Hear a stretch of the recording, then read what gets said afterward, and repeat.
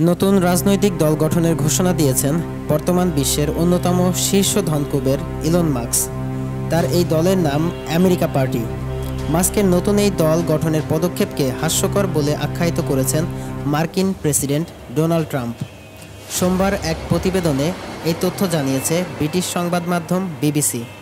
প্রতিবেদনে বলা হয়েছে, যুক্তরাষ্ট্রের প্রেসিডেন্ট ডোনাল্ড ট্রাম্প তার সাবেক ঘনিষ্ঠ মিত্র ইলন মাস্কের নতুন রাজনৈতিক দল গঠনের উদ্যোগকে উদ্ভট এবং বোকামি বলে মন্তব্য করেছেন।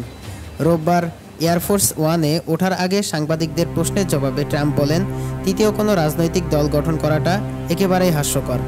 আমেরিকায় দুই দলের যেই রাজনৈতিক কাঠামো তা বহু বছর ধরেই আছে। তৃতীয় দল আনার চেষ্টা শুধু ভ্রান্তিই তৈরি করবে।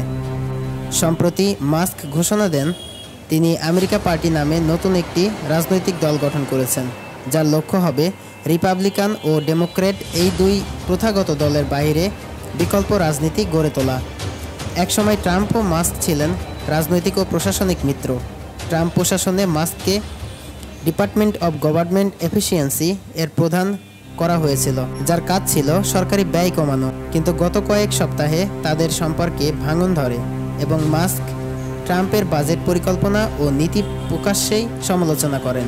রোববার ট্রাম্প তার নিজের সামাজিক যোগাযোগ মাধ্যম ট্রুথ সোশ্যালে লেখেন, দুঃখজনকভাবে ইলন মাস্ক এখন যেন রেল লাইনের বাইরে চলে যাওয়া একটি ট্রেন দুর্ঘটনার মতো পুরোপুরি নিয়ন্ত্রণ হারিয়ে ফেলেছেন। ট্রাম্প মাস্কের প্রস্তাবিত ইলেকট্রিক ভেহিকেল বাধ্যতামূলক নীতি নিয়েও সমালোচনা করেন। তিনি বলেন, এই পরিকল্পনা অনুযায়ী সকলকে খুব অল্প সময়ের মধ্যে বৈদ্যুতিক গাড়ি কিনতে বাধ্য করা হতো। ট্রাম্প সম্প্রতি একটি নতুন কর ও ব্যয় পরিকল্পনায় সই করেছেন, যেখানে ইলেকট্রিক গাড়ির উপর কর ছাড় বাতিল করা হয়েছে। তিনি বলেন, আমি প্রথম থেকেই মাস্কের এই বৈদ্যুতিক গাড়ি বাধ্যতামূলক করার প্রস্তাবের বিরোধিতা করে এসেছি। নতুন আইনে মানুষ এখন নিজের পছন্দ মতো গ্যাস চালিত, হাইব্রিড বা ভবিষ্যৎ প্রযুক্তি ব্যবহার করে এমন গাড়ি কিনতে পারবেন। ইভি বাধ্যতামূলক নয়।